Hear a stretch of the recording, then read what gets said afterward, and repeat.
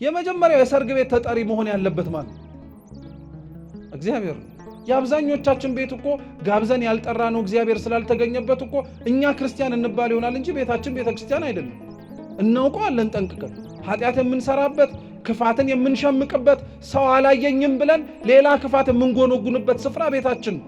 ግን የክርስቲያኖች ቤት በቅዱስ ሥጋው በክቡር ደሙ የከበረ ሆኖ የተመሰረተ ጋብቻ ከሆነ ቤቱ ቤተ ክርስቲያንነት ደረጃ እስኪደርስ ድረስ ንጽህና እንዲኖረው ያስፈልገው።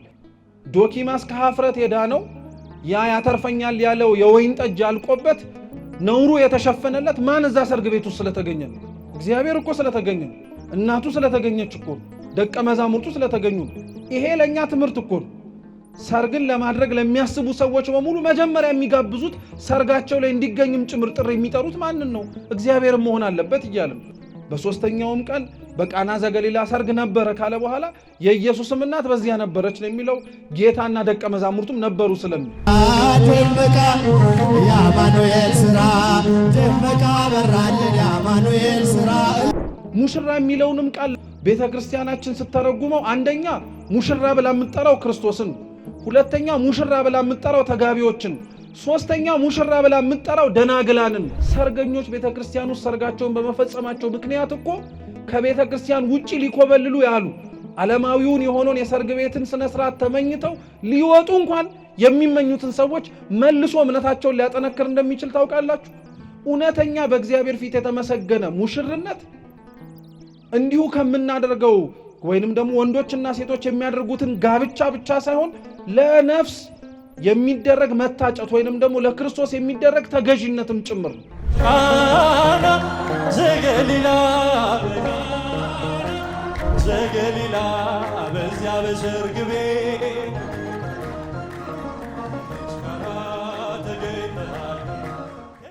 እንደ እግዚአብሔር ቅዱስ ፈቃድ ዛሬ በሚኖረን የትምህርት ቆይታ በዮሐንስ ወንጌል ምዕራፍ 2 ከቁጥር 1 ጀምሮ ተጽፎ በሚገኘው በቃና ዘገሊላ የሰርግ ቤት ታሪክ መነሻነት ነው የምንማረው።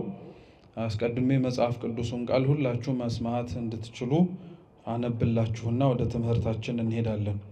በሦስተኛውም ቀን በገሊላ ቃና ሰርግ ነበረ፣ የኢየሱስም እናት በዚያ ነበረች። ኢየሱስም ደግሞ ደቀ መዛሙርቱም ወደ ሰርጉ ታደሙ። የወይን ጠጅም ባለቀ ጊዜ የኢየሱስ እናት የወይን ጠጅ እኮ የላቸውም አለችው። ኢየሱስም አንቺ ሴት ከአንቺ ጋር ምን አለኝ? ጊዜ ገና አልደረሰም አላት።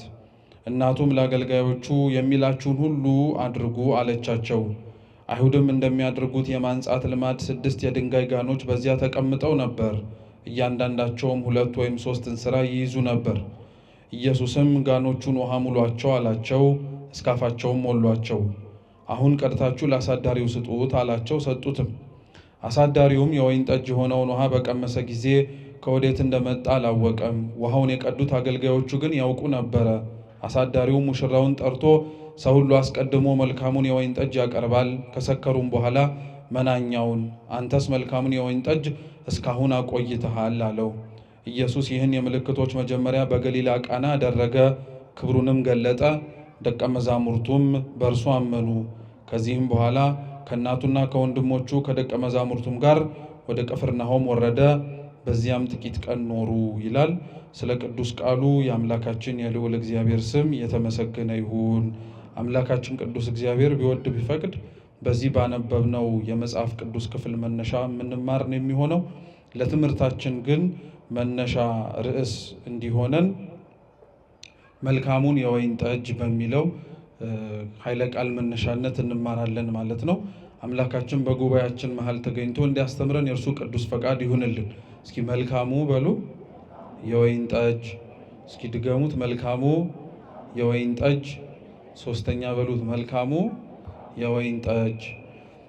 በቤተ ክርስቲያናችን አስተምህሮ መሰረት አሁን ያለንበት ዘመን እንደምታውቁት ዘመነ አስተርዮ ይባላል። ዘመነ አስተርዮ ከጥር 11 ጀምሮ እስከ ጥር 30 ለ20 ቀናት ቢያንስ፣ አለበለዚያ ደግሞ ሊቃውንተ ቤተ ክርስቲያን እንደሚያስተምሩት ከጥር 11 እስከ መጋቢት 3 ለ53 ቀናት ይውላል ወይንም ደግሞ ይከበራል። ብዙ ጊዜ ላይ ግን ዘመነ አስተርዮ ሲባል ለኛም ደግሞ ቅርብ በሆነ ነገር ሲነገረን የምናደምጠው ጌታችን መድኃኒታችን ኢየሱስ ክርስቶስ ከተጠመቀባት ከጥር 11 ቀን ጀምሮ ያለችው ቀን አንስተን ወይንም ደግሞ ዕለት ጀምረን እስከ ጥር 30 ያለውን ሰሞን ነው። የኛ ቤተክርስቲያናችን ሊቃውንት ግን እንዳልኳችሁ ይሄ አጭሩ የሆነው የሰሙነ ወይም የዘመነ አስተርእዮ የመገለጥ ትምህርት የምናስተምርበት ነው እንጂ ብቸኛው አይደለም። ረጅሙ የሚባለው ከጥር 11 ጀምሮ እስከ መጋቢት 3 ያለው ወቅት ነው። ይሄ ደግሞ 53 ቀናት ናቸው። እነዚህን 53 ቀናት የቤተ ክርስቲያናችን ሊቃውንት በኋላ ላይ ከጌታችን ዕርገት ወይንም ደግሞ ከጌታችን ከኢየሱስ ክርስቶስ ከሙታን መካከል ከተነሳ በኋላ ያለውን ዘመን እስከ ዘመነ ጰራቅሊጦስ ያለውን ወቅት በዓለ 50 ብለን የምናከብረውም እንዲሁ ተመሳሳይ 53 ቀናት ናቸው ውስጡ ያሉት። ስለዚህ በዛ ወቅት ላይ ቤተ ክርስቲያን ስለ መንፈስ ቅዱስ መውረድ ብቻ ሳይሆን የምታስተምረው መንፈስ ቅዱስ እሱ ራሱን የሚገልጥባቸውን መንገዶች ትናገራለች።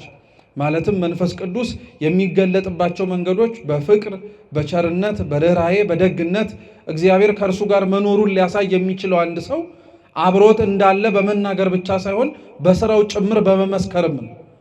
በዚሁ ተመሳሳይ በሆነ መንገድ በዘመነ አስተርእዮም ቤተ ክርስቲያን ተመሳሳይ ትምህርት ታስተምራለች። ማለትም ከጥር 11 ጀምሮ ባለው እግዚአብሔር ራሱን ለፍጥረታቱ በገለጠበት መንገድ ፍጥረታትስ ራሳቸውን ወደ እግዚአብሔር እንዴት ይገልጣሉ ብላ እንድንጠይቅ ነው።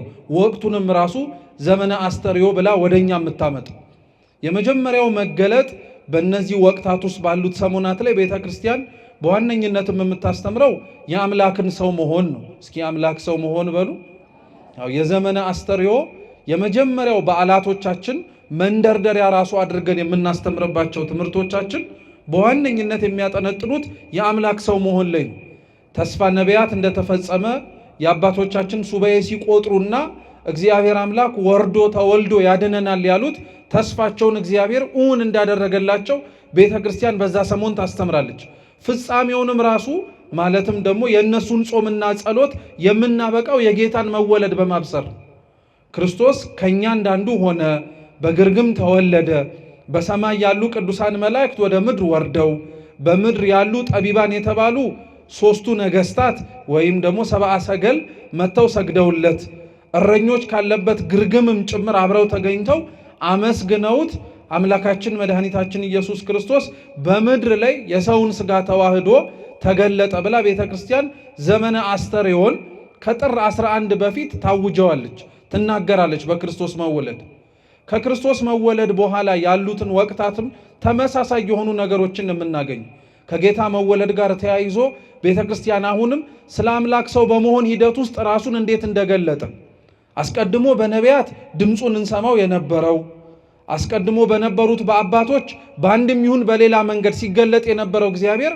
ዛሬ ግን ከኛ ጋር አብሮ ሊመላለስ፣ ከኛ ጋር አብሮ ሊጠጣ፣ ከኛ ጋር አብሮ ሊበላ ከኃጢአት በቀር ፍጹም ሰው ሆኖ ከኛ ጋር አምላካችን ሊመላለስ ታየ፣ ተገለጠ ብላ ቤተክርስቲያን ታስተምራለች። ይሄ ከትላንትናው መገለጥ አንጻር የተለየ መገለጥ ስለሆነ ቤተክርስቲያን በደንብ ከፍ አድርጋ ታስተምረዋለች። ምክንያቱም የክርስቶስ ልደት እንደ ማንኛውም ትላንትና ላይ ተወለዱ እንደምንላቸው አይነት ልደታት አይደለም። አባታችን አባ ጊዮርጊስ ዘጋስጫ የክርስቶስን ልደት ሁሉም ምእመናን ወይንም ደግሞ ክርስቲያኖች ራሱ ሊሰጡት የሚገባውን ክብር መረዳት እንዲኖራቸው 4 ልደታት አሉ ብሎ ያስተምራል። ስንት ልደት? 4 ልደታት አሉ። የመጀመሪያው ልደት ይላል አባ ጊዮርጊስ የአዳም ከምድር መገኘት ነው ይላል። የአዳም ከምድር መገኘት የመጀመሪያው የሰው ልጅ ፍጥረት ማለት ነው። ከምድር አፈር እግዚአብሔር አምላክ ሲያበጀው ሲያዘጋጀው በዛ አይነት መንገድ ለመፈጠር አዳም ብቸኛ ነው። ከሱ በኋላ ከምድር አፈር የተበጀ ሰው አናውቅም።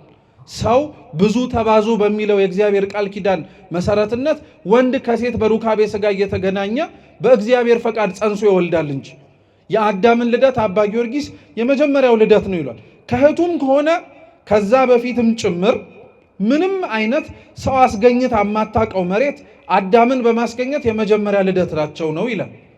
ሁለተኛው ልደት ደግሞ የሚለው የሔዋንን ከአዳም ጎን መገኘት ነው። እስኪ ሔዋን በሉ ከአዳም ጎን መገኘት።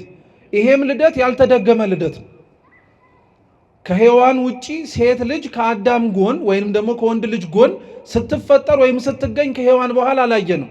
ልክ ወንድ እና ሴት ተገናኝቶ በሩካቤ ሥጋ እንደሚወልዱት ሁሉ ሴት ልጅም የምትወለደው ከአዳም በኋላ ከጎኑ ከሚገኝ አጥንት ተወስዳ ሳይሆን በሩካቤ ሥጋ ብዙ ተባዙ በሚለው የእግዚአብሔር ቃል ኪዳን መሰረትነት ነው። ስለዚህ እንደ አዳም ያለ ልደት ማንም የተወለደ የለም፣ እንደ ሔዋን ያለም ልደት ማንም የተወለደ የለም ይላል አባ ጊዮርጊስ። ሶስተኛው ልደትን ደግሞ አባ ጊዮርጊስ ሲናገር ምን ይላል? እሱ ደግሞ የአዳምና የሔዋን ልጆች ናቸው ይላል። እስኪ አዳምና ሔዋን በሉ ልጆች። የአዳምና ሔዋን ልጆች የምንላቸው አቤል ቃይልን ለማለት ነው። እነሱም በነገራችን ላይ እንደነዛ አይነት ልደት ለመወለድ የመጨረሻዎቹ አይሁኑ እንጂ የመጀመሪያዎቹ ናቸው። አዳም ሔዋን ልጆቻቸውን መውለድ የጀመሩትና የወለዱት እንደምታውቁት ከገነት ከወጡ በኋላ ነው። ከገነት ከወጡ በኋላ ለመውለድ አዳምና ሔዋን ስንተኛ ናቸው? መልሱ እንጂ አንደኛ ናቸው ወይስ መጨረሻ ናቸው? መጀመሪያ ናቸው። የተወለዱትስ ልጆች ለምድር ሰው እንደሚወልድ ማሳያ የመጀመሪያ ምስክሮች ናቸው አይደሉም? ናቸው። አሁንም በነገራችን ላይ ወንድ ከሴት ተገናኝቶ ሴትም ጭምር ደግሞ ስትወልድ ማየት ብዙ ሰው ስለሚወልድ ለምዶብን ነው እንጂ እኮ አዲስ ክስተት ነው። አዲስ ነገር እኮ ነው። ሁሌም አዲስ የሆነ ነገር ነው። ግን ለመድ ናቸው ብዙ ነገሮችን ብዙ ሊያስገርሙን ሊያስደንቁን የእግዚአብሔር የእጆቹ ስራዎችና መኖሩን የምናውቅባቸው ነገሮች አይተናቸው ከምንደነቅባቸው ይልቅ ለምደናቸው ምን አዲስ ነገር ይገኝባቸዋል ብለን አጣጣልናቸው ወይንም ደግሞ አሳነስናቸው እንጂ እንደነዚህ አይነቱም ልደት ይላል አባ ጊዮርጊስ የተመጀመሪያ ልደት ነው፣ ልዩ የሆነ ልደት ነው ይላል። የክርስቶስ ልደት ግን ከነዚህ ሶስቱ ይለያል። አራተኛው ልደት ማለት ነው። እንደ አዳም ከመሬት አልተገኘም፣ እንደ ሔዋን ከአጥንት አልተገኘም፣ እንደ አዳምና እንደ ሔዋን ልጆች በዘር በሩካቤ አልተገኘም። የተወለደው በህቱም ድንግልና ነው። የወለደችው እናቱ በወለደችበት ቅጽበት እናቱ ተብላ እንደምትጠራ በመውለዷ ደግሞ ያልተፋቀና ሊጠፋ የማይችል ደግሞ ድንግልና አላት። ስለዚህ ራሱ ጌታችን ኢየሱስ ክርስቶስ እንደርሱ አይነት ልደት እንደርሱ አይነት የመገለጥን ሁኔታ ለማንም አድርጎት አያውቅም፣ አያደርገውምም ጭምር። በዛ መንገድ የተገለጠ በዛ መንገድ እርሱንም ጭምር እንድናየው ያደረገን ማን ብቻ ነው? እግዚአብሔር ብቻ ነው። እርሱ ብቻ ግን አይደለም የአባቶቻችንን ትኩረት የሚስበው። ክርስቶስ ራሱን በገለጠባቸው እና እሱ መሆኑን ባወቅንባቸው ቦታዎች ላይ በጣም የሚገርሙ ነገር አድርጎልን። በቤተ መንግስት መወለድ ሲችል በግርግም መወለዱ ይደንቀናል። ምክንያቱም ንግስናውን ወይንም ደግሞ ቀዳማዊ የሆነ ሊሽረው የማይችል አምላክ ንጉስ እንደሆነ ማናችንም እናውቃለን። ግን ንጉስ ነኝ ብሎ የነገስታት ቤት ውስጥ ሳይሆን በረት ውስጥ መወለዱ ይደንቀናል። ያቺን በረት ሰማይ ማድረጉም ይገርመናል። በዛች በተገኘበት በረት ላይ እንስሳት ትንፋሾቻቸውን ሲገብሩለት እናደንቃለን። ለምን መሰላችሁ ክርስቲያኖች? ክርስቶስ የተወለደበት በረት እንስሳት ያሉበት ቦታ ብቻ ሳይሆን እንስሳትም ጭምር የሚኖሩበትም ነው። በረት እንደ በረትነቱ ደግሞ ምንም እንኳን ባንኖርበት ባንወለድበት አልፈን እንኳን ስናገድም ከብት በሚሸጥባቸው ቦታዎች ላይ ጠረኑ ለሰው ልጅ ለመቆም በጣም እንደሚከፋ እናውቃለን። የሚሸጠውም ሰው እንጀራው ስለሆነ ነው የሚቆመው። ከአቅሙ በላይ ቢሆንበትም የሚበላበት መንገድ ስለሆነ ነው። እግዚአብሔር እኛን ሊያገኝበት የወደደበትን ራሱን የገለጠበትን መንገድ አያችሁት? ለእኛ ብሎ ራሱን የሚሸት ቦታ እንዲቀመጥ ምክንያቱ ነው። እና የእኛ ሊቃውንተ ቤተ ክርስቲያን በተለይ ቅዱስ ሄሬኒዮስ የሚባል መምህራችን ምን ብሎ ይናገራል መሰላችሁ? ክርስቶስ የተወለደባት በረት ውስጥ የተገኙት እንስሳት ይላሉ ሽታቸውንና የመጸዳዳታቸውን ክርፋት ሳይጸየፈው በልጅነት አንደበቱ ቁጭ ብሎ የእናቱን ጡት እስኪያገኝ ሲያለቅስ ስታዩት አድንቁ ይላል። የእንስሳቱን ጠረን እንዳልተጸየፈው ሁሉ እግዚአብሔር የእናንተንም የኃጢአት ክርፋት ጠረናችሁን ሳይጸየፈው ነው መካከላችሁ የተገለጠው ይላል። እንዲህ አይነቱ መገለጥ ከሱ ውጪ ሌላ ያደረገልን ነገር የለም፣ ሌላም የፈጸመልን የለም። ስለዚህ የክርስቶስ መገለጥ እንዲሁ ሰው ሆነ ብለን በሰውም መካከል ተመላለሰ ብለን ስንናገረው የአረፍተ ነገሩ ማነስ ክርስቲያኖች ጉዳዩን ትልቅ እንደሆነ ልንዘነጋው የሚያስችል ነገር መሆን የለበት። ከክርስቶስ ከሰውነቱ ወይንም ደግሞ ከውልደቱ በኋላ ያለው ትልቁ መገለጥ ደግሞ አሁን ያሳለፍነው ሰሙነ ጥምቀት ነው። በመጠመቁ ራሱን ዝቅ አድርጎ በትህትና የተመለከትንበት፣ በመጠመቁ የእኛን የልጅነት ጥምቀት የመሰረተበት፣ በመጠመቁ ከምንም በላይ የዕዳ ደብዳቤያችንን ያጠፋበት፣ በመጠመቁ ጌታችን መድኃኒታችን ኢየሱስ ክርስቶስ እርሱ ብቻ ሳይሆን የባህሪ አባቱን ድምፅ ለመስማት የባህሪ ሕይወቱ የሆነው እግዚአብሔር መንፈስ ቅዱስንም ጭምር በርግብ አምሳል ተገልጦ እንድናየው ምክንያት ሆኖልናል። ይሄም ቀላል መገለጥ አይደለም። በነገራችን ላይ አባቶቻችን የሶስቱንም አካላት በሰሙነ ጥምቀት ወይንም ደግሞ ክርስቶስ ሲጠመቅ የተገለጡበትን መንገድ በተለያየ መንገድ ያስተምሩበታል።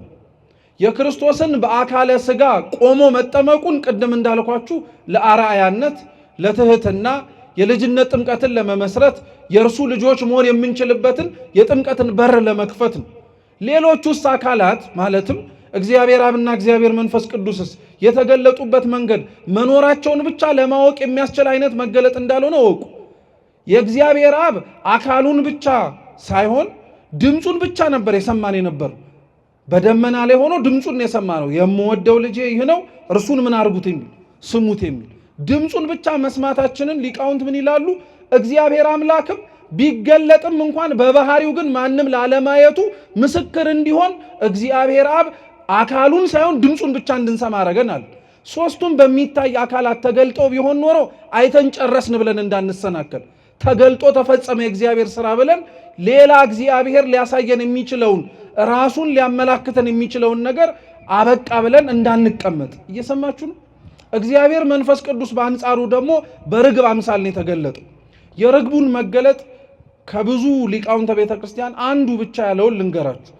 ርግብ እንደምታውቁት ጌታችን መድኃኒታችን እግዚአብሔር መንፈስ ቅዱስ የተገለጠበት መንገድ ነው እና የኛ ቤተ ክርስቲያን ሊቃውንት እግዚአብሔር መንፈስ ቅዱስ በርግብ የመገለጡን ምክንያት አንደኛ ለንጽህናው ምስክር ስለሆነ እግዚአብሔር ንጹሐ ባህሪ ለመሆኑ ማጠየቂያ ነው ይላሉ። የኛ ቤተ ክርስቲያናችን ሊቃውንት ግን እንደዛ ብለው አያቆሙም፣ ይራቀቁበታል። ምን ይላሉ መሰላችሁ? ርግብ ይላሉ ጥሬ ብትቆረጥም ወይንም ደግሞ ጥሬ ብትበላ ውሃ ብትጠጣ በማንቁርቷ ወይንም ደግሞ በምትጠቀምበት በአፏ ነው። ርግብ ጥርስ እንደሌላት ታውቃላችኋል? እየሰማችሁ ነው? ቀላል ጥያቄ ነው የጠየኳችሁ። ርግብ ጥርስ እንደሌላት ታውቃላችኋል? ስለዚህ ጥሬ ልብላ ብትል ምንድን የምታረገው? አታኝከውም። ቀጥታ ምን ታረገዋለች? ትውጠዋለች። ውሃም ልጠጣ ብትል በእርግጥ ውሃ አይታኘክም፣ ግን ምን ታረገዋለች? እሱን ትውጠዋለች። እና የኛ ቤተክርስቲያን ሊቃውንት ምን ይላሉ መሰላችሁ? እግዚአብሔር መንፈስ ቅዱስ በርግብ አምሳል መገለጡ ራሱ ለሰው ክርስቲያናዊ የሆነ እግዚአብሔር ፊት ሊኖረው የሚገባውን መገለጥ ማስተማሪያ ነው ይላሉ። ርግብን ተመልከቷት።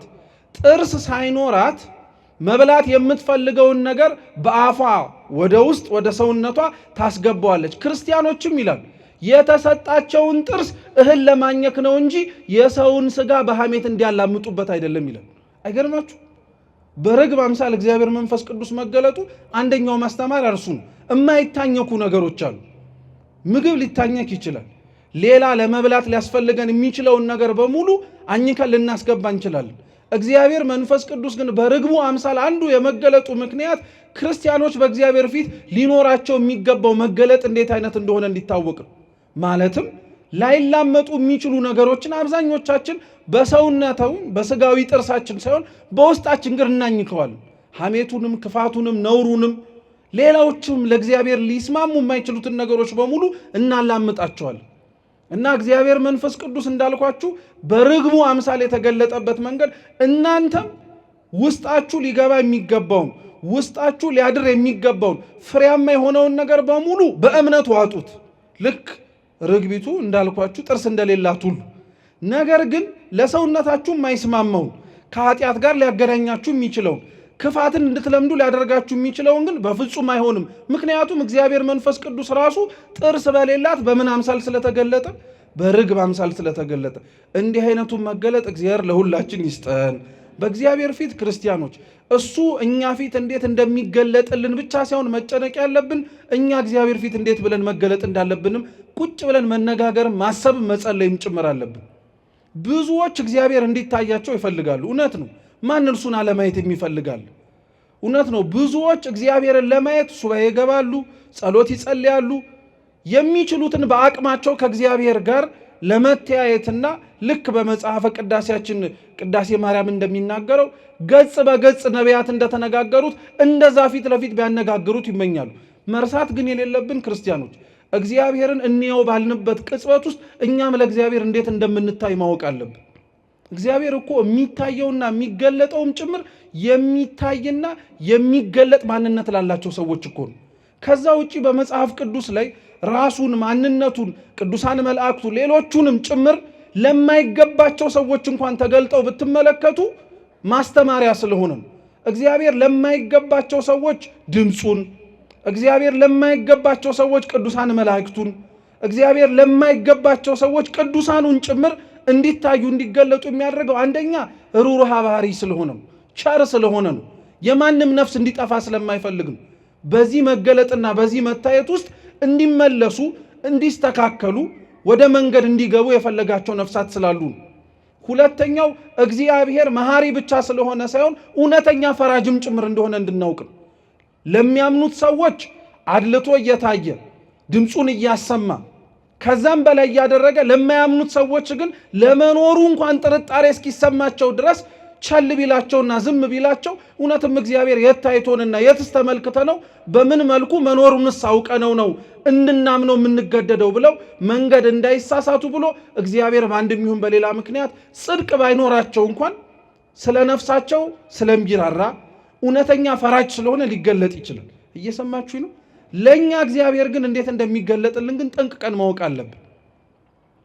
አምነን በቤተ መቅደሱ ለተሰበሰብን ሕጉንም ሰምተን እናደርገዋለን ብለን አብረን ለመኖር ለፈለግን ሰዎች እውነቴን ነው የምላችሁ፣ ጸሎታችን በሙሉ እግዚአብሔርን ታየን ብቻ መሆን የለበትም። እግዚአብሔር ፊት እንድንታይም መጸለይ አለብን። እግዚአብሔር ያያቸው ሰዎች የተመለከታቸው ሰዎች ቅዱሳት መጻሕፍት ላይ እኮ በበረከት የተጎበኙ ናቸው፣ በበረከት የታደሉ ናቸው። ከምንም በላይ ከእግዚአብሔር ከምትቀበሉት በረከት በላይ እርሱን ራሱ ድምፁንና ቃሉን መስማት ከእርሱ ጋር ፊት ለፊት ቆሞ ራሱ መታየት የሚበልጥ በረከት አለ እንዴ ክርስቲያኖች? የለም እኮ። እውነት ለመናገር ከእግዚአብሔር ጸልየን ስለምንቀበለው በረከት በጣም ብዙ አትጨነቁ። ከእግዚአብሔር ፊት ቆማችሁ ለመናገር መብቃት ራሱ እሱ ራሱ በረከት ስለሆነ፣ እሱ ራሱ መታደል ስለሆነ፣ እሱ ራሱ እኛ አላወቅንበትም እንጂ የተሸፈነ ከእግዚአብሔር ጋር የምናገኘው ትልቅ በረከት ነው። ብዙዎች በጸሎቶቻቸውም ራሱ በነገራችን ላይ የእግዚአብሔርን ድምፅ መስማት በሚፈልጉበት ብዙዎች በጸሎታቸው ላይ ከእግዚአብሔር ጋር መነጋገር በሚናፍቁበት ልክ በጸሎታቸው ሰዓት ከእግዚአብሔር ፊት መቆማቸው ራሱ እኮ በረከት መሆኑን ይረሳሉ። ምክንያቱም እሱ ፊት ማንም የሚቆም እኮ የለም ክርስቲያኖች። ንጽህና ኖሮት ቅድስና ኖሮት እንኳን ያሉ ቅዱሳን መላእክት እንኳን እኮ ካላቸው 6 ክንፍ 2ቱን ክንፋቸውን እግራቸውን እኮ ነው የሚሸፍኑበት። ከአንተ ፊት ማን ሊቆም ይችላል ብሎ እና እኛ ኃጢአተኞቹ የምንሸፍንበት ክንፍ እንኳን ባይኖረን በፍጹም በትሕትና ራሳችን ዝቅ እንኳን እኮ አድርገን ከአንተ ፊት ለመቆም መፈቀዱ ራሱ እኮ የማይገባን ነውና ተመስገን ማለት እኮ አለብን። ለምንሰማው የእግዚአብሔር ቃል ለምናዳምጠውም ጭምር የእርሱ መለኮታዊ የሆነ ጥሪ ክርስቲያኖች የምንፈልገውን ከማግኘታችንና ስጠን ብለን ከመለመናችን አስቀድመን ብንችል እናመስግነው እግዚአብሔር። የተገባን ስላልሆንን ቃሉን በምንሰማበት ጆሮአችን ብዙ ነገር አድምጠናል። እርሱን ለማየት በምናፍቀው ዓይናችን ብዙ ነገር እኮ ተመልክተናል። እርሱን መዓዛውን ለማሽተት በሚናፍቀው አፍንጫችን ብዙ ሊሸተቱ የማይገባቸው ክፋቶችን አሽተተንበታል። እርሱን ለማነጋገር በምንናፍቀው አንደበታችን ክፋትን ተናግረንበታል። እርሱን ለመዳሰስ በምንናፍቀው እጆቻችን ሰርቀንበታል። ወደ እርሱ ለመቆም በምንራመድበት እግራችን ከእርሱም እኮ ሸሽተናል። ታዲያ ይሄንን ሁሉ ነገራችንን እያየ ለእኛ ለመገለጥም ለእኛ ለመታየትም ከእኛ ጋር አብሮ ለመኖርም ለፈቀደ ለእግዚአብሔር ከምስጋና ውጭ ሌላ ምን ልናደርግለት እንችላለን? ማመስገን ነው እንጂ ያለብን። እኛም በአንጻሩ ደግሞ እንዲህ አድርጎ ከነ ችግራችን ለታየልን አምላክ ደግሞ እኛም ከነ ችግራችን ከመገለጥም ባለፈ ራሳችንንም ማስተካክለን መገኘት ያስፈልግልናል። ምክንያቱም እግዚአብሔርን ማየቱ ትልቅ የሆነ የሰው ልጆች ተስፋ፣ ትልቅ የሆነ የሰው ልጆችም የመጨረሻችን ምኞት ነው። የምንጾመው፣ የምንጸልየው፣ የምንሰግደው፣ የምንመጸውተው ቤተ መቅደስ ውስጥ የአምላክን ቅዱስ ሥጋና ክቡር ደም ንስሐ ተቀብለን ቀኖናችንን ፈጽመን የምናኝከው የምናስገባው ወደ ውስጣችንም ጭምር እንዲዋሃደን የምናደርገው ለምንድን ነው? በፍጻሜው ከእርሱ ጋር ለመኖር አይደለም? በፍጻሜው ሥጋውን የበላነውን ደሙን የጠጣነውን አምላካችንን በላይ በሰማያት ለመመልከት አይደል እንዴ? ታዲያ ልታዩት የምትናፍቁትን እግዚአብሔር ለማየት እንደሚናፍቅ ሰው መኖር ነው እንጂ ያለብን። ከሩቅ እንኳን እኮ የሚመጣ የሰነበተ እንግዳ እንኳን እኮ ለመምጣቱ ናፍቆታለን። ተገኝቶ እስከምናየው ድረስ እንጓጓለን። እግዚአብሔርን ልናየው በመንጓጓበት ልክ ለእርሱም ለመታየት መጓጓት አለብን። ለእርሱ ራሳችንን አሳምረን ነፍሳችንን ማጽድተን ለመታየት ደግሞ እግዚአብሔር በቸርነቱ ይርዳን። ጥምቀት እሱ ነው ልላችሁ ፈልጌ ነው። እርሱም መገለጥ ነው፣ በአንጻሩም በእግዚአብሔር ፊት ለመታየት ነው። ከዛ በኋላ ከጥምቀት በኋላ ያለው ሰሞን ማለትም ደግሞ ከጥር 12 እስከ ዛሬቱ ቀን ከዛም በኋላ ባሉት በሰሞናት ዘመነ መርዓዊ የሚባል ዘመን ያላት ቤተ ክርስቲያን። እስኪ ዘመነ መርዓዊ በሉ። የሙሽርነት ዘመን ማለት ነው። ከልደት በፊት ያሉት 3ቱ ቀናት ይላሉ ሊቃውንተ ቤተ ክርስቲያንና አሁን ጥምቀትን አክብረን ከቃና ዘገሊላ ጀምሮ ያሉት ሰሞናት ዘመነ መርዓዊ እየተባለ ይጠራል። ቅዱስ ያሬድ ነው ይህንን ስነ ስርዓት የሰራው። 2 ጊዜ ነው ዘመነ መርዓዊ የምንለው። አንደኛውን ከልደት በፊት፣ ሁለተኛውን ደግሞ ከጥምቀት እስኪ በኋላ በሉ እንጂ። አንደኛው ከምን በፊት? ከልደት በፊት ስንት ቀን? 3 ቀን በሉ መልሱ እንጂ 3 ቀን። ሁለተኛው ሰሞን ከቃና ዘገሊላ በኋላ ያለው ዘመን። ሁለቱም ዘመናት ተመሳሳይ ስም ያላቸው ዘመነ መርዓዊ ነው። ቅዱስ ያሬድ ይህን ያደረገበት ምክንያት አለ። አንደኛው ከልደት በፊት ያለው 3ቱ ቀናት ዘመነ መርዓዊ የሚባሉት ማለት ነው ለሙሽራው ለጌታችን ለኢየሱስ ክርስቶስ ለሚደረገው ቅድመ ዝግጅት ነው። ልክ ማንኛውም ሙሽራ ከማግባቱ በፊት ያሉትን ሰሞናት ራሱን የሚያደርገው የሙሽርነት ቅድመ ዝግጅት አለ አይደለ? ለዛ መታሰቢያ እንዲሆን አንድ፣ በውስጡ ግን በታላቅነት በምስጢር ዋነኛው ሐሳቡ ለሚወለደው ሙሽራችን ሆነው ለጌታችን ለኢየሱስ ክርስቶስ የሚደረግ ቅድመ ዝግጅት ነው። ሁለተኛው ግን አሁን ያለንበት ዘመነ መርዓዊ የሚባለው አንደኛ በሀገራችንም ስርዓት ብዙ የሰርግ ወቅቶች አሉት። በየትኛው ሰሞን? አሁን ባለንበት በዚህ ወቅትና የአብይ ጾምን ፈስከን ባለንባቸው የበዓለ 50 ወቅታቶች አይደሉ? ስለዚህ ይሄኛው ዘመነ መርዓዊ የሚባለው አንደኛው ለዛ ነው። የሙሽርነት ባለትዳሮች የሚጋቡበት ወደ አንድነት የሚመጡበት ወቅት ስለሆነ ነው። አያችሁ ቤተ ክርስቲያን ለጋብቻ ራሱ የወሰነችው ወቅት አለ ማለት ነው። ሰው ቅዱስ ጋብቻን እንዲመሰርት የምታዝበት ወይንም ደግሞ ቢሆን ብላ ያዘጋጀችለት ወቅት አለ። ልክ የምንጾምበት፣ የምንፈስክበት፣ የምንጸልይበት ሌሎችም ወቅታቶች እንዳሉን ማለት ነው። ሁለተኛው ግን ተጋቢዎች የሚጋቡበት ዘመን እንደሆነ ለማጠየቅ ብቻ ሳይሆን ሙሽራው ጌታችን ኢየሱስ ክርስቶስን ከተቀበልነው በኋላ ያለንም ዘመን ዘመነ መርዓዊ ነው፣ ሙሽራውን የምናስተናግድበት። ዛሬ ራሱ በሥርዓተ ቅዳሴያችን ላይ የሚነበበው የዮሐንስ ወንጌል ምዕራፍ 3 ከቁጥር 22 ጀምሮ ያለ የወንጌል ቃል ቅዱስ ዮሐንስ መጥምቅ ስለ ጌታችን ስለ ኢየሱስ ክርስቶስ ሙሽርነት የመሰከረበት፣ እሱ ራሱን እንደ ሚዜ ጌታችን ኢየሱስ ክርስቶስን ሙሽራ ነው ብሎ በሚያደርገው ነገር በሙሉ ሚዜው በሙሽራው ደስ እንደሚሰኝበት የተናገረበት ወቅት ነው። ስለዚህ በዚህ ወቅታት ቤተ ክርስቲያን የምታስተምራቸው ትምህርቶች በአንደኝነት ደረጃ ስለ ሰርግ ነው። እስኪ ስለ ሰርግ በሉ። አንደኛው እሱ ነው፣ ስጋዊ የሆነውን ሰርግ ማለት ነው። ወንድ ሴት የሚጋቡበትን ትምህርት ታስተምራለች በዚህ ወቅት። ሁለተኛው ቤተ ክርስቲያን በዚህ ወቅት የምታስተምረው ደግሞ አማናዊውን የሆነውን ሰርግ ነው። እርሱም የአምላክ ሰው መሆን ወይንም ደግሞ የመለኮትና የስጋን ተዋህዶ ነው። ሶስተኛው ቤተ ክርስቲያን በዚህ ወቅት የምታስተምርበት የሰርግ ትምህርት ደግሞ እውነተኛው ሰርግ ተብሎ የሚጠራው ደግሞ ሶስተኛው የአምላክ ቅዱስ ስጋና ክቡር ደምን የምንቀበልበት የሥርዓተ ቅዳሴው ሂደት ነው። እሱን ወደፊት በደንብ ስለምትማሩት አልነካው። ሁለቱን ግን እውነተኛው ሰርግ ተብሎ የሚጠራው የአምላክና የመለኮትና የስጋን ተዋህዶ፣ ሁለተኛው ደግሞ እንዳልኳችሁ ስጋዊ የሆነው ማለትም ደግሞ ወንድና ሴት ሊጋቡበት የተገባውን ሰርግ ነው ለዛሬ የምንማረው። የቃና ዘገሊላ ሰርግን መነሻችን ያደረግነው ቃና ዘገሊላ ገሊላ ውስጥ የምትገኝ ቦታ ናት። በነገራችን ላይ ቃና ራሷን ችላ የምትታወቅም ስፍራ ናት። እስካሁን ድረስ አለች። ካፍር ቃና እየተባለች ነው የምትጠራው። ቦታው ላይ ምንም እንኳን ጌታችን ኢየሱስ ክርስቶስ ተአምሩን የፈጸመው ከብዙ ዘመናት በፊት ቢሆንም አሁንም ድረስ ብዙ ጎብኚዎች እየሄዱ በረከትን የሚቀበሉበት ከእግዚአብሔር ረድኤትን የሚካፈሉበት በተለይ ደግሞ ባለትዳሮች ወይንም ደግሞ ወደፊት ጋብቻቸውን ለመመስረትም ጭምር ራሳቸውን የሚያዘጋጁ ሰዎች መሳለም ከሚፈልጓቸውና ከሚሳለምባቸው ቦታዎች መካከል አንዱ በገሊላ ውስጥ የምትገኝ ቃና ተብላ የምትጠራዋ ቦታ ናት። የቃና ዘገሊላ ሰርግ እውነት ለመናገር እስካሁን ድረስ የሚዘመርለት ሰርግ ነው። የትኛውም ተጋቢ ሲጋቡ አይታችሁ ከሆነ የሚዘመረው ራሱ ምን የሚለው መዝሙር ነው? ቃና ዘገሊላ ነው። እና ሰርግ ቤቱ እውነትም በጣም ትልቅ ቦታ ስላለው ጌታችን መድኃኒታችን ኢየሱስ ክርስቶስ የመጀመሪያውን ተአምር ያደረገበት ቦታ የቃና ዘገሊላ ነው።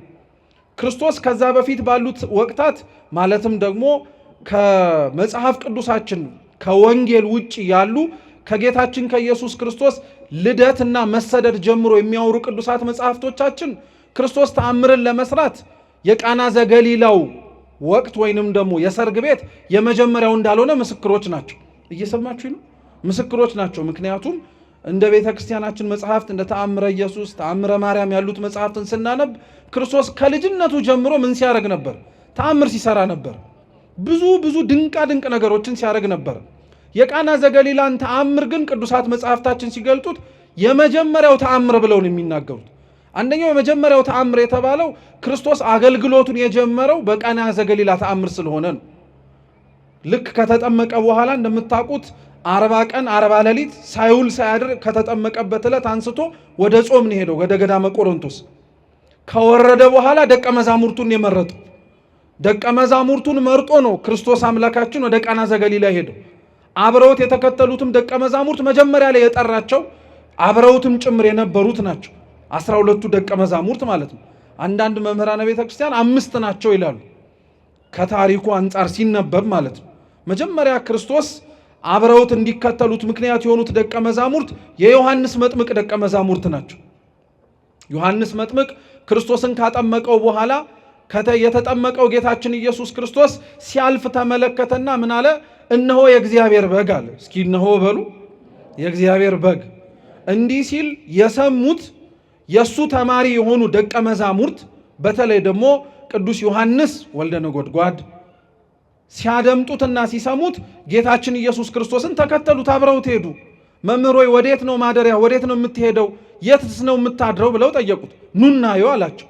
እስከ ምሽት ድረስ አብረውት ቆዩ ነው የሚለው፣ እስከ ምሽት ድረስ። ከዛ በኋላ ተመልሰው ሄዱ። ከተመለሱ በኋላ ራሱኑ ደቀ መዛሙርቶቹን ደግሞ ክርስቶስ መጥቶ ድጋሚ እነ ዮሐንስን ወንድሙ ያዕቆብንም ጭምር ከአሳ ማጥመድነታቸው አንስቶ ተከተሉኝ ብሎ ጠራቸው። ተከተሉት። ከነሱ በኋላ እንደተከተሉት የሚነገረው ጴጥሮስና አንድርያስ ናቸው፣ ወንድማማቾች። ከነሱ በኋላ ደግሞ ወዲያውኑ የክርስቶስን ድምፅ ሰምተው የተጠራሩት ደግሞ ፊልጶስና ናትናኤል ናቸው። ስለዚህ አንዳንዶች ለዛ ነው የተወሰኑት ነው እንጂ ብዙሃኑ በቃና ዘገሊላ ሰርግ ቤት አልተገኙም ይላሉ። ነገር ግን መጽሐፍ ቅዱሳችን ሲናገር በሶስተኛው ቀን በገሊላ ቃና ሰርግ ቤት ሆነ ሲል የተጠሩትን ሲጠራ የኢየሱስም እናት በዚያ ነበረች ይላል። ጌታም ከደቀ መዛሙርቱ ጋር በሰርጉ ታደመን የሚል ጌታ ከምኑ ጋር? ከደቀ መዛሙርቱ ጋር። ስለዚህ ነበሩ ደቀ መዛሙርቱ ለማለት ነው። የመጀመሪያው ተአምር ግን የሚያሰኘው እንዳልኳችሁ ለምንድን ነው? የኛ መተርጉማን የዮሐንስ ወንጌል ምዕራፍ 2ን ሲተረጉሙ የመጀመሪያ ተአምር የሚለውን ታላቅ ተአምር ብለው ነው የተረጉሙት። ምን ተአምር? ታላቅ ተአምር። እውነት ለመናገር ክርስቶስ የውሃውን ወደ ወይን ጠጅ ከመለወጡ ባሻገር በምድር ላይ የሰራቸው ታላላቅ ተአምራት አሉ የሉ? አሉ እኮ መጽሐፍ ቅዱስ ላይ ብታዩ ይሄ ምንድን ነው የሚያስብሉ ማለት ነው። ሽባ የሆኑ ሰዎች ሲተረትር እኮ አይተናል። ሽባ የሆኑ ሰዎች ሲተረትር አይተናል። ጎባጣ ሲያቀና ተመልክተናል። እርኩሳት መናፍስት የያዛቸውንም ሰዎችም ጭምር ሲያላቅቃቸው ተመልክተናል። ነፃ ሲያወጣቸው፣ የሚጥል በሽታ ይዟቸው ሲንገላቱ የነበሩ ብዙ ሰዎችን ከልጅነታቸው ጀምሮ ደንቆሮ ዲዳ የነበሩ ሰዎችን ሲፈውስ አይተናል። ይሄ እንኳን አይግረማችሁሽ። ምንም አይነት የአይን ምልክት የሌለበትን ሰው እኮ ዓለም ከመፈጠሩ ጀምሮ እንዲህ ያደረገ አልሰማንም እስኪባል ድረስ ክርስቶስ እኮ በምራቁ ትፍ ብሎ ጭቃ አብኩቶ በሰሊሆም መጠመቂያ ሂድና ታጠብ ብሎት አይኑን አብሮቶለታል። እነዚህን ሁሉ ስትመለከቱ እና ምኑ ነው ውሃውን ወደ ወይን ጠጅ መለወጡ በጣም ትልቅ ተአምር የሚያስብለው ብለን እንጠይቅ ያደርገን። ጉዳዩ ክርስቲያኖች ውሃውን ወደ ወይን ጠጅ የመለወጥ ጉዳይ ብቻ ስላልሆነ ነው። ክርስቶስ በዛ ሰርግ ቤት ውስጥ ታዳሚ ሆኖ ተገኝቶ በሰርግ ቤት ውስጥ የፈጸመውና ያደረገው ተአምር ውሃን ወደ ወይን ጠጅ መለወጥ ብቻ አይደለም። አንደኛ የነቢያት የትንቢታቸው ፍጻሜ እርሱ እንደሆነ አሳይቷቸዋል። በምስጢር ሲነበብ እንደሰማችሁት ከሆነ ሰርገኞቹ ደግሰው ወይኑንም ጭምር አዘጋጅተው ይቆይልን ያሉት ለተወሰኑ ቀናት ነበር። እንደ ድሮ ከሆነ ሰርግ 7 ቀን 8 ቀን ከዛም በላይ ሊሰነብት ይችላል። ስለዚህ እነሱ እንዳሰቡት የማንጻት ስርዓቱን ምክንያት አድርገው 7 ድንጋይ የሆኑ ወይንም ደግሞ በጣም ከፍተኛ የሆኑ ድንጋዮችን ወይንም ደግሞ ወይን የሚቀመጥባቸውን ዕቃ ጋኖች አዘጋጅተው ነበር። አሁንም ሲነበብ እንደሰማችሁት እያንዳንዱ ጋን ይላል። እየሰማችሁ ነው? እያንዳንዱ ጋን ወይ 2 ወይ 3 እንስራ ይዛል ይላል። እያንዳንዱ ጋን ወይ 2 ወይ 3 እንስራ ይዛል ይላል። ጥሩ። አሁን ልብ ብላችሁ ስሙ። 6 ጋኖች ናቸው ያሉት። ስንት ጋኖች? በሉ መልሱ እንጂ። 6 ጋን ያለው እያንዳንዱ ስንት ይዛል? ወይ 2 ወይ ስንት? እሺ ጥሩ። 6 ጋን ያለው እያንዳንዱ ወይ 2 ወይ 3 ይይዛል። 6 ጋን ኖሮት እያንዳንዱ 2 እያንዳንዱ 3 ሲይዝ ይላሉ የኛ የቤተ ክርስቲያናችን ሊቃውንት ማለት ነው። በእያንዳንዱ በጋን ውስጥ የሚማሩት ትምህርት አለ ይላል። አንደኛው 6 ጋኖች መኖራቸው፣ ከዛ እያንዳንዱ ጋን ውስጥ ደግሞ የሚጨመሩት ራሳቸውን የቻሉ ወይንም ደግሞ ይችላቸዋል ተብሎ የተነገሩት ደግሞ ማሰሮዎች አሉ እና ቤተ ክርስቲያናችን ሊቃውንት ቁጥሮቹን እየደመሩ አንዱን ለ12ቱ ነቢያት ምሳሌ ነው ይሉበታል። ለስንቱ ነቢያት?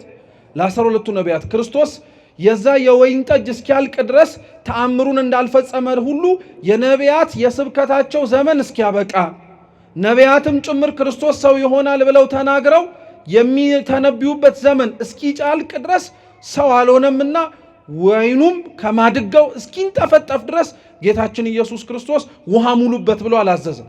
ጋኖቹ የነቢያት የትንቢት ምሳሌ ናቸው። ጋኖቹ የነቢያት የትንቢት ምሳሌ ናቸው። ጌታችን ኢየሱስ ክርስቶስ ይህንን ተአምር ሲያደርግ ታዲያ ጉዳዩን በጣም ትልቅ እንዲሆን ያደረገው በሰርግ ቤቱ ተገኝቼ ውሃውን ወይን ሳደርገው ተአምር የመፈጸም ጉዳይ ብቻ ሳይሆን የማንም የነቢያት ተስፋ ማብቃቱን ለማጠየቅ ነው። የነቢያት የተስፋ ትንቢታቸው ማብቃቱን እርሱ የሚጠብቁት አምላካቸውም ጭምር ለመገለጡ ማሳያ ነው። አንደኛው እርሱ። ሁለተኛው የውሃውን ወደ ወይን መለወጥ ደግሞ ቤተ ክርስቲያናችን በሁለቱም ታስተምረዋለች። አንደኛ በውሃ፣ ሁለተኛ በወይን። እስኪ ውሃ በሉ በሉ እንጂ ወይን በሉ። ጥሩ። ከውሃና ከወይን መድኃኒት የትኛው ነው?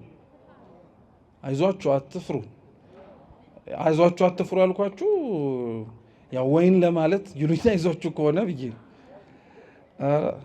ወይን አሉ። እሺ መድኃኒቱ የትኛው ነው? ውሃ መድኃኒት ነው አይደለም? ሲጀመር ቆይ እና ውሃ መድኃኒት ነው።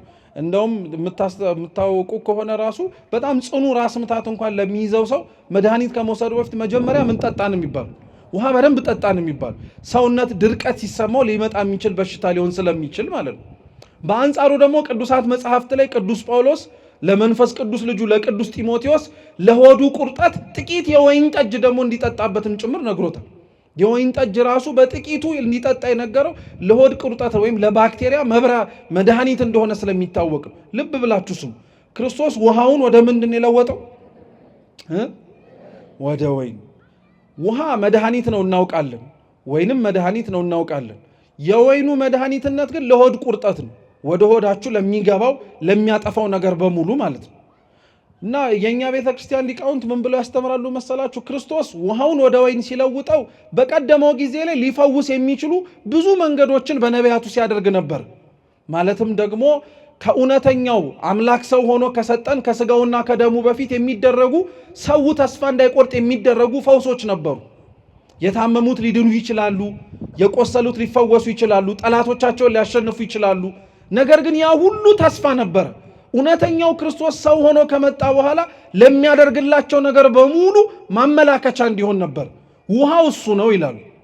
ልክ ክርስቶስ ውሃውን ካስቀዳቸው በኋላ ግን ወደ ምንነት ነው የለወጠው?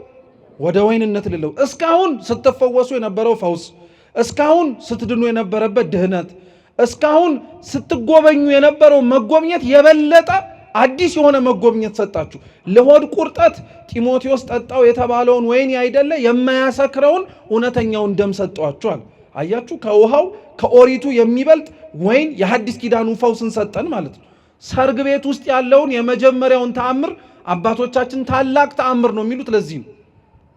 ይሄንንም ነው ቤተ ክርስቲያን በቃና ዘገሊላ ሰርግ ላይ ብዙ ሰዎችም ጭምር ትኩረት የሚሰጡት ሰርግ ቤቱን ነው። እውነት ነው። ሰርግ ቤቱ በጣም ትኩረት ይሰጠዋል። በሰርግ ቤቱ ውስጥ የተፈጸመው ተአምር ግን እስካሁን ድረስ የሚዘመርለት፣ እስካሁን ድረስ ከፍ ያለ ቦታ ቤተክርስቲያን ውስጥ ተሰጥቶ ከክርስቶስ በዓላት ውስጥ ከንዑሳን ውስጥ እንኳን ተጨምሮ የሚከበርበት ዋነኛው ምክንያት እዛ ውስጥ የተደረገችው ድርጊት ያለቀ የወይን ጠጅን የመቀየር ጉዳይ ብቻ ወይም የመሙላት ጉዳይ ብቻ አይደለም። ጌታችን መድኃኒታችን ኢየሱስ ክርስቶስ በኋላ ላይ ለሚሰጠን ለደሙ ምሳሌ እንዲሆን አድርጎ ነው ሰርግ ቤቱን ያዘጋጀው። ለዛ ነው በነገራችን ላይ አስተውላችሁ ሰምታችሁ ከሆነ ሥርዓተ ቅዳሴ ከመግባታችን በፊት ካህናተ ቤተ ክርስቲያን በሥርዓተ ቅዳሴው ቀኖና መሰረት እንዲያነቧቸው ከታዘዙ ምንባባቶች መካከል ገጽ 6 ላይ የሚነበብ ምንባብ አለ። በሰርግ ቤት ተገኝቶ የራሱን ስጋና ደም ሰጥቶ ቡልልኝ ጠጡልኝ ያለ ሙሽራ ከእርሱ ከክርስቶስ ውጭ የታውቃላችሁ ያለ ይነገራል። እውነት ነው። ሰርግ ቤት ገብተን ሙሽራው ሜንጦ ላይ ተንጠልጥሎ አይተነው አናውቅም። ብሉኝ ብሎ ደሙንም ቀርቶ ጠጡት ብሎ አናውቅም በፍጹም። ሰርግ ቤት በተባለች በቤተ ክርስቲያን ውስጥ ግን ሙሽራ የተባለው ክርስቶስ ግን ያን ያደረገው። ያቺ ሰርግ ቤትም ዋጋ የምንሰጣት ለዛ ነው። ዘመነ መርዓዊም የምንለው ለዛ ነው። እውነተኛ ሙሽርነት በነገራችን ላይ ክርስቲያኖች እውነተኛ በእግዚአብሔር ፊት የተመሰገነ ሙሽርነት እንዲሁ ከምናደርገው ወይንም ደግሞ ወንዶችና ሴቶች የሚያደርጉትን ጋብቻ ብቻ ሳይሆን ለነፍስ የሚደረግ መታጨት ወይንም ደግሞ ለክርስቶስ የሚደረግ ተገዥነትም ጭምር ነው።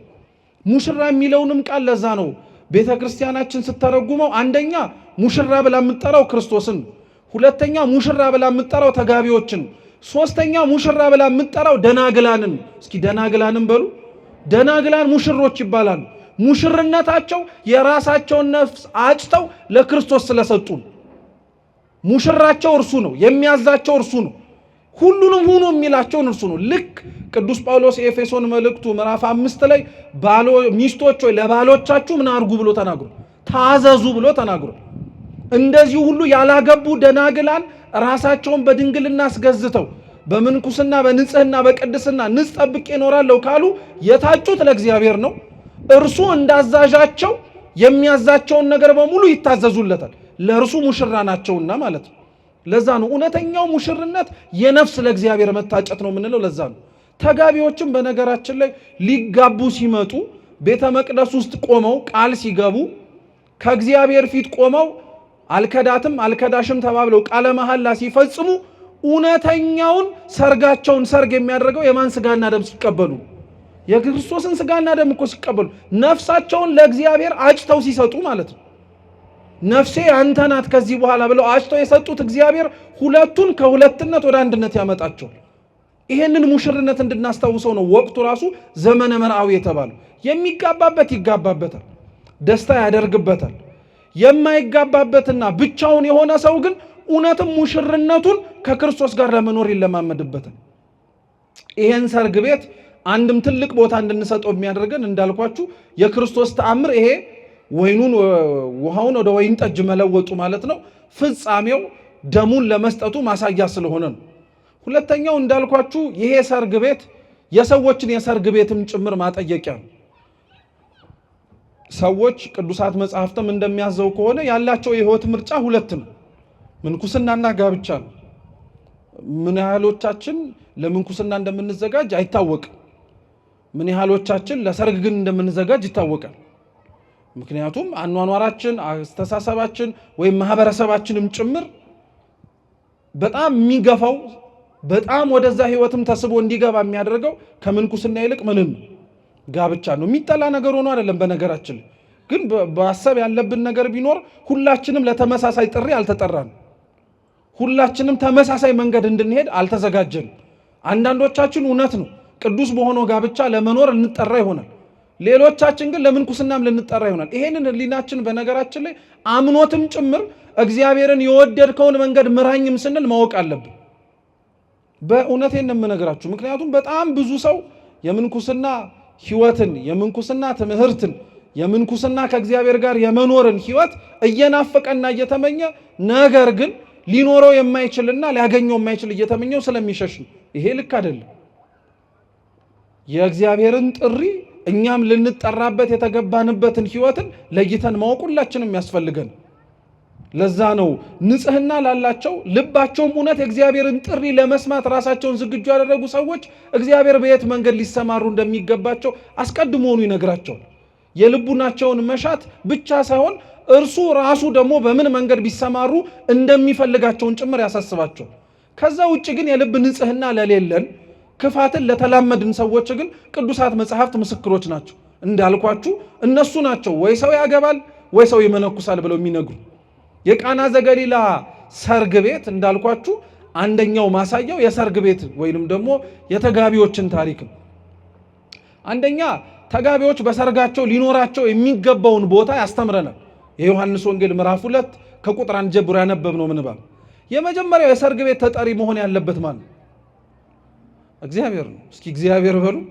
እግዚአብሔር ነው። እርሱ ያልተገኘበት ሰርግ ቤት ምኑን በረከት አለው? ሲጀመር ዶኪማስ ከኀፍረት የዳነው ያ ያተርፈኛል ያለው የወይን ጠጅ አልቆበት ነውሩ የተሸፈነለት ማን እዛ ሰርግ ቤት ውስጥ ስለተገኘ ነው? እግዚአብሔር እኮ ስለተገኘ ነው። እናቱ ስለተገኘች እኮ ነው። ደቀ መዛሙርቱ ስለተገኙ ነው። ይሄ ለእኛ ትምህርት እኮ ነው። ሰርግን ለማድረግ ለሚያስቡ ሰዎች በሙሉ መጀመሪያ የሚጋብዙት ሰርጋቸው ላይ እንዲገኝም ጭምር ጥሪ የሚጠሩት ማንን ነው? እግዚአብሔር መሆን አለበት እያለም አንድ የመጀመሪያው ትምህርት እሱ ነው። በሶስተኛውም ቀን በቃና ዘገሊላ ሰርግ ነበረ ካለ በኋላ የኢየሱስም እናት በዚያ ነበረች ነው የሚለው።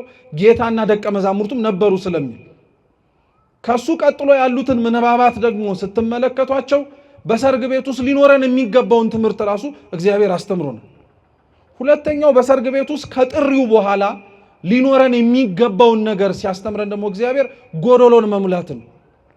እውነት ነው ክርስቶስ የተገኘው እናቱም ተጠርታ የተገኘችው ደቀ መዛሙርቱም በዛ ቦታ ላይ የተገኙት እንደ ታዳሚዎችም የሰርጋቸው የደስታ ተካፋይ እንዲሆኑ ነው እንጂ የጎደላቸውን እንዲያዩ የጎደላቸውን እንዲሞሉ ይሄ ነገር ሊያስጨንቃቸው ይችላሉ ብለው የሆነ ነገር እንዲያደርጉ አይደለም። ነገር ግን እግዚአብሔር ባይጠይቁትም እንደሚያስፈልጋቸው አውቆ እመቤታችን ባያሳስቧትም እንደሚያሳስባቸው ግን ተረድታ ያንን ነገር አድርጋለች። ይሄም ትምህርት ነው። በነገራችን ላይ ጎዶሎን ማየት፣ ጎዶሎን መሙላት፣ የሚያስፈልግን ነገር ማድረግ ትምህርት ነው። ሶስተኛውም ተመሳሳይ ነው።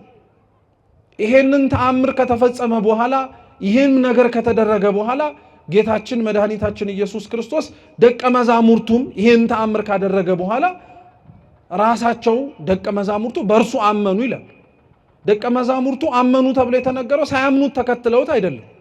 ነገር ግን ልብ ብላችሁ ስሙ፣ ክርስቶስን ይከተሉት የነበረው በትምህርቱ ነው እንጂ ተአምሩን ፈልገው እንዳልሆነ ማጠንከሪያ እንዲሆን። እየሰማችሁ ነው? እስኪ ክርስቶስን በሉ። ለትምህርቱ እንጂ ለተአምራቱ አልተከተሉትም።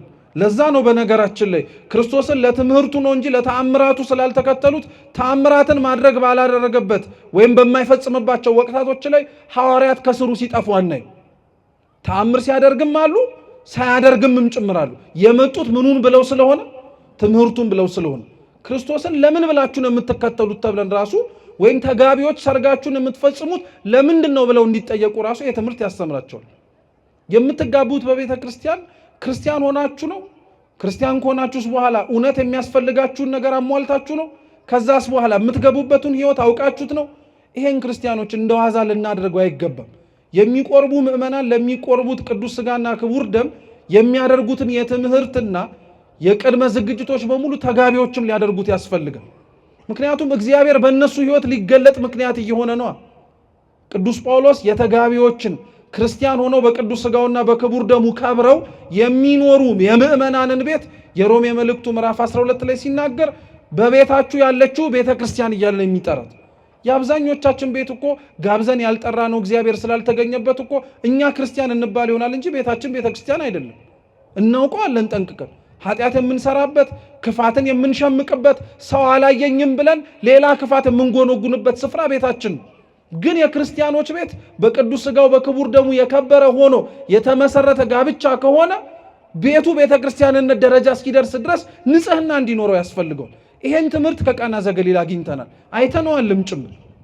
ሌሎቹን ጉዳዮችን ነው ክርስቲያኖች ከዛ በኋላ ስለ እመቤታችንም ምልጃ ስላቀረበችውም ጥያቄ እግዚአብሔርም ስለሰማት ብዙ ጊዜ እነዚህን ጉዳዮች ስለተማርናቸው ያቀረበችው ጥያቄ የላቸውም ያስፈልጋቸዋል ወይን እኮ አጥተዋል የላቸውም የሚለው ጥያቄን ክርስቶስ የመለሰላትን መልስ ብዙ መምህራን ለስንት ዓመታት ተምረው መቼም አንቺ ሴት ካንቺ ጋር ምን አለኝ የሚለውን ጥያቄ አሁን ላይ ድረስ አማኝ እየሰማ የሚደናገጥበት አይሆንም ብዙ ስለተመለሰ። ግን የቃና ዘገሊላ ሰርግ ውስጥ ያሉ አሁንም ልናውቃቸው የሚገቡ ግን ጉዳዮች አሉ። አንዱ አሁን ያነሳውላችሁ የክርስቶስ ያንን ተአምር መፈጸም የደቀ መዛሙርቱን እምነት እንዲጨምርላቸው ምክንያት ሆኗቸዋል። ደቀ መዛሙርቱ አያምኑም ነበር እያልን አይደለም እንዳልኳችሁ። ግን እምነታቸው አንዴ ከፍ ይላል፣ አንዴ ዝቅ ይላል፣ አንዴ በረታል፣ ሌላው ይጠነክራል። አያችሁት ክርስቶስ በዶኪማስ ቤት ውስጥ ያደረገው ተአምር እንኳን ድኩማን የሆኑትን የደቀ መዛሙርቱን እምነት እንዲጠነክሩ ብርታት ሆኗቸዋል። ሰርገኞች ቤተክርስቲያን ውስጥ ሰርጋቸውን በመፈጸማቸው ምክንያት እኮ ከቤተክርስቲያን ውጪ ሊኮበልሉ ያሉ ዓለማዊውን የሆነውን የሰርግ ቤትን ስነ ስርዓት ተመኝተው ሊወጡ እንኳን የሚመኙትን ሰዎች መልሶ እምነታቸውን ሊያጠነክር እንደሚችል ታውቃላችሁ። ለዋዛ እኮ አይደለም ቤተክርስቲያን ተጋቢዎች እንዲጋቡ በመንፈስ ቅዱስ ትዳራቸው እንዲባረክ በአምላክ ስጋና ደም ከሁለትነት ወደ አንድነት እንዲመጡ የምታረገው ለነሱ ጥቅም ብቻ ሳይሆን ያላመኑትም ሰዎች የነሱን ህይወትና እነሱ የመረጡትን መንገድ አይተው ምን ማድረግ እንዲችሉ ነው። እንዲያምኑ እንዲጠነክሩ እኮ ነው። እንዲያምኑ እንዲጠነክሩ ነው። ክርስቶስ ለዛ ነው በዛ ቤት ውስጥ ይሄንን ህይወት ሊያሰጣቸው የሚችለውን ተአምር ካደረገ በኋላ አሳላፊዎቹ እያነሱ እንደሰማችሁት ማስጠት ጀመሩ እና አሳዳሪዎቹ እየሰጡ እያሳለፉ ሳለ በሰርግ ቤቱ ድምተኛ ሆነው ከተገኙት ሰዎች መካከል የወይን ጠጁን ቀምሶት አደነቀው። ያደነቀው የወይን ጠጁ ወይን ጠጅ ስለሆነ ብቻ አይደለም። የወይን ጠጁ ጣዕም ከዛ በፊት ቀርቦላቸው ከነበረው የተለየ ስለሆነ ነው። የክርስቶስ ደም ጣዕም እንዲህ ነው። ክርስቶስ ራሱን የገለጠበት ሁኔታ እንዲህ ነው። ትላንትና ካየነው በላይ የሚያስደንቅ ስለሆነ ትላንትና ከተመለከትነው በላይ በጣም አድርገን በትኩረት እንድናየው የሚያደርግ ነው። እውነት ክርስቲያኖች ከኛ መካከል ማን በክርስቶስ መገለጥ እንዲህ ተማርኮ ራሱን ያደነቃል? እውነቴን እኮ ነው የምላችሁ። ማድነቅ አለብን፣ መገረም አለብን፣ መመሰጥ አለብን። ከዚህ በላይ የሚያስመስጥ የሚያስደንቅ አንክሮ የሚገባው ነገር ምን ነገር አለ? እውነቴን እኮ ነው የምላችሁ። አንድ ሊቅ እንዲያውም ሲናገር ምን ያለ መሰላችሁ? የክርስቶስ የውሃውን ወይን ጠጅ አድርጎ መለወጡ እኮ በጣም ትልቅ ተአምር እንዳይመስላችሁ ለእርሱ ይላል። እንዴ ክርስቶስ እኮ በተአምራት የተከበበ አምላክ እኮ ነው። እናቱ ተአምር ናት፣ ድንግል ሆናን የወለደችው እሱ ተአምር ነው። ፍጹም ሰው ሲሆን ፍጹም አምላክ ነው። መራመዱ ተአምር ነው። በሰማይ ያለ አምላክ ሆኖ በመሬት እየተገለጠ ነው። የሚራመድበት መሬት እሱን መሸከሟ ተአምር እኮ ነው። ሰማይ ዙፋኑ ምድርም የእግሩ መረገጫ የሆነ አምላክ እንደሆነ ስለምናውቅ፣ ስለዚህ ይሄንን ያን ያክል በጣም አትብሰልሰሉበት፣ በጣም አትጨነቁበት። ከዚህ የበለጠ ተአምር ሊያደርግ ይችላል አለ። እውነትም አደረገው ክርስቶስ። ትላንትና የጠጡት ከነበረው እዛ ሰርግ ቤት ውስጥ ይጎነጩት ከነበረው የወይን ጠጅ ሌላ የወይን ጠጅ አመጣላቸው። አደነቁ። ጥኢሞ አንከረ እያሉ ሊቃውንት እኮ የሚዘምሩት ለዛ እኮ ነው። ጣዕሙን ቀመሰ፣ አደነቀው። ሰው የምናውቀው የሰከረው ጠጥቶም ጭምር የጠገበ ሰው ምንም ቢሰጡት ምንም ላያውቅ ይችላል። የሰከረ ሰው እንኳን አያችሁት ክርስቶስ የወይን ጠጅ ያደረገውን ያንን መጠጥ ሲቀምስ ግን ከስካሩ ራሱ ይነቃል። ከኃጢአት ስካራችን የሚያነጻን የሚያነቃን እንድንበረታና እንድንቆም የሚያደርገን ከሱ ደም ውጭ የማን ደም ነው? ያው ሊቅ መልሶ ምን ይላል መሰላችሁ? ለእናንተ አትደነቁ ይላል። አሁንም ለእናንተ በቃና ዘገሊላ ሰርግ ውሃውን ወይን ሲያረግ አይደለም ያያችሁት፣ ለእናንተ እኮ በደሙ አጥቧቸዋል ይላል። ከዚህ በላይስ ምን ተአምር አለ? እኛን እኮ ወይን ጠጅ ጠጡ ብሎ ውሃውን ተአምር አድርጎ አላሳየንም እኮ። ከዛ የበለጠ አረገልን። እኛን ራሳችንን ወይን በተባለ ደሙ አጠበን። ጠጣው፣ ቀመሰው፣ አደነቀ። መልካም የሆነውን ጠጅ ለምን አዘገየኸው አለ። ክርስቶስ ራሱን ያዘገየበት እኮ ምክንያት አለ። በነገራችን 5500 ዘመን በሙሉ ሰው ሲያለቅስ ሲያነባ መውረድ መወለዱን ሲማጸን ለምን የዘገየ ይመስላችኋል? ሳይሰማ ሳያደምጥ መኖሩ እንዳለ ሁሉ እንዳልኖረ እስኪሰማቸውና ቀቢጸ ተስፋ ደረጃ እስኪደርሱ ነው? አይደለም እኮ። እግዚአብሔር ሊገለጥበትና መልካም የወይን ጠጅ የተባለ ደሙን ሊያሳያቸው የሚችለው ምሬቱን ማወቅ ሲችሉ። ለዛ ነው የኛም ሊቃውንተ ቤተ ክርስቲያን ይናገራሉ። አምላክ ሰው የሆነበት ዘመን ማለት የኃጢአት ጽዋ ሞልቶ ጫፍ የደረሰበት ዘመን። በቃ ምንም አይነት በደል አልሰራንም እንዳይባል ሰርተን በሙሉ ከጨረስን በኋላ ምንም ልንሰራው የምንችለው ጽድቅ እንደሌለ ሲታወቅ አዲስ ህይወት እንድንጀምር ነው ያደረገ። አዲስ ማንነት እንድንጀምር ነው ያደረገ። ያንን ነው ክርስቲያኖች ትኩረት ማድረግ ያለብን። ይሄንን የነገርኳችሁን ነገር ነው ቁጭ ብለን ማሰብ መቻል ያለብን። የክርስቶስ መልካም የሆነው ጠጅ የዘገየው ኃጢአታችን በሙሉ እስኪያበቃ ድረስ ነው። ያ ማለት አሁንም የምንሰራውን ኃጢአት እንቀጥል ጫፉን እስከምናገኘው ድረስ እንበርታበት ለማለት አይደለም። ግን ሊመረን ያስፈልጋል በደላችን። በቃ ያሳለፍነው የበደልና የክፋት ዘመን ሊያሳቅቀን ያስፈልጋል። ያንን ምሬታችንን ያንን አሳቆን አንገዳግዶ ሊደፋን ያለውን ኃጢአታችንን እውነትም ሊሽርልን ሊያጠፋልን ቀምሳ ነው ከድንዛዜያችን ሊያነቃን የሚችለው መልካም የወይን ጠጅ የተባለው የማን ደም ብቻ ነው? የክርስቶስ ደም ብቻ ነው። ሌላ ምንም ነገር የለው። እርሱን ነው እንድናውቀውም ጭምር የፈለገው። አሳላፊዎቹ አይተው ያወቁት እርሱ የሚጠጣውም ሰው ከነበረበትና ካለበት ስካር ነቅቶ እንዴት እስካሁን ድረስ ዘገየብን ብሎ እንዲደነቅ ያደረገው። እስኪ አሁን አስቡት። እስካሁን ካከበርናቸው የዘመነ አስተርእዮ ክብረ በዓላት ላይ መልካሙን የወይን ጠጅ የተባለውን ደሙን ለመጎንጨት የታደልነው ስንቶቻችን ነን? እናውቀዋለን እኮ ክርስቲያኖች። በዓላችንን አክብረን ታቦታቶቻችንን ወደ መንበረ ክብራቸው ከመለስን በኋላ እኛ የምንጎነጨው ይጠፋናል እንዴ? የምንገኝበት ቦታ እውነት መልካም የወይን ጠጅ አለበት ተብሎ የተጠራው የክርስቶስ ደም የክርስቶስ ሥጋ ያለበት ቤተ መቅደስ ውስጥ ነው እንዴ? እስካሁን መናኛው ላይ እኮ ነን እኛ ያለን። በቃ እስካሁን መናኛው ላይ ነው። ተቀድሰን እንደወጣን ረክሰን የምንመለስበት ማለት ነው።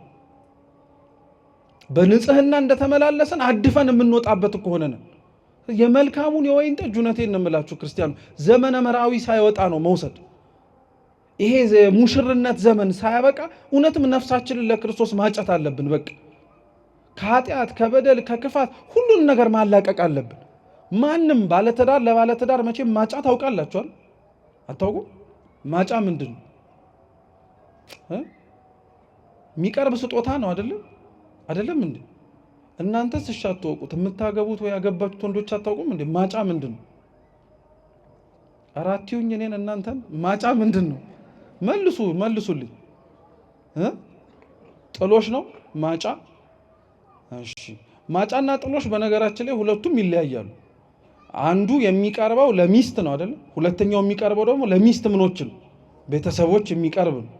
ብቻ ግን ክርስቶስን እናንተና እኔን ሁላችንንም አጭቶናል። ያጨን ደግሞ በሚጠፋ ወርቅና ብር አይደለም፣ በስጋና ደሙ አፍስሶልን ቆርሶልን ማለት ነው። ስለዚህ ዘመነ መራዊ እርሱን አስበነበት እንድንል ነውና መልካሙ የወይን ጠጅ የተባለው ክርስቶስ ያጫችሁ ክርስቶስ ወደ እርሱ መቅረብ እንድትችሉ ነፍሳችሁን የተቤዠበት ነፃ ያወጣበት ደሙ ያንን መቀበል እንድንችል አምላካችን ልዑል እግዚአብሔር ይርዳል። የቃና ዘገሊላ ሰርግ ተአምሩን ሁሉንም ነገር ላይ ያደረጋል አምላካችን ልዑል እግዚአብሔር ስሙ የተመሰገነ ይሁን። ከምንም በላይ ተአምሩን ሁሌም እንዳይረሳ የሚያደርገው የውሃውን ወደ ወይን ጠጅ መለወጥ እንደሆነ ሁሉ እግዚአብሔር ወደ እርሱ እንዳንቀርብ ያደረገንን ወደ እርሱ እንዳንጠጋ ያደረገንን ከእርሱ ርቀን ኮብልለን እንድንኖር ያደረገንን ባዶነታችንን ይሙላልን። ውሃችንን ወደ ወይን ጠጅ ይለውጥልን። የሰማነውን በልቡናችን ሰሌዳ ይጻፍልን።